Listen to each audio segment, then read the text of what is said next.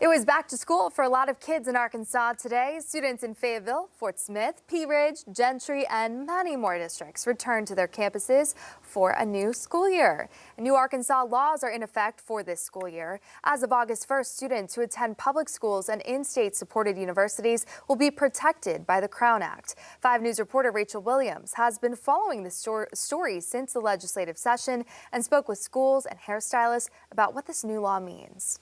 Fayetteville Public Schools is one of the largest school districts in the state and recently made changes to its dress code. This past spring, we involved community members, parents, staff, administration, and we just pushed that out this year. It is pretty standardized across all buildings now, and it does include the legislation from the Crown Act. CROWN stands for Creating Respectful and Open World for Natural Hair. It protects students from discrimination based on natural, protective, and cultural hairstyles. I think being respectful of people's backgrounds and cultures is something we all should be cognizant of.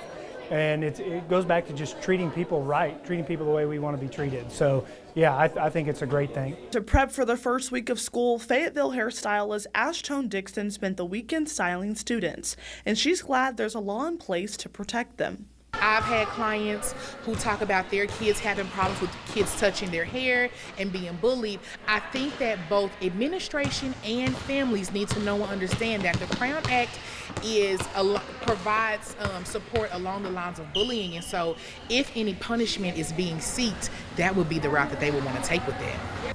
As college students step back on campus this year, they can feel safe knowing they can wear protective styles like what I'm wearing or like this one or this one without discrimination. So the Crown Act I see as an opportunity for people to clearly demonstrate respect for one another. And so ultimately at the institution we want to do that as well. University of Arkansas Fort Smith Chancellor Dr. Teresa Riley says the university has updated its policy and procedures surrounding hair following a 2019 incident when a former men's basketball player accused the head coach of singling out people with dreadlocks. Dr. Riley wants to make sure no students go through that again. We changed our student athlete handbook and any references like in our employee handbook to appearance or to clothing.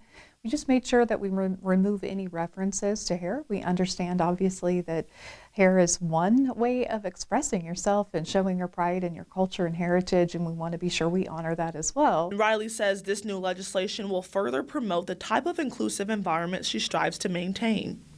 Dr. Riley, as the new school year starts on Monday, why is it important for the Crown Act to be in act whenever students arrive back on campus? At the university, we want every student to know how important they are to us and that we respect their culture and heritage and want them to share it with us openly. And just as, I think you would expect in any educational setting, but particularly in public education, we want to learn from each other. And I think this act actually helps us to do that. Covering news where you live, Rachel Williams, 5 News.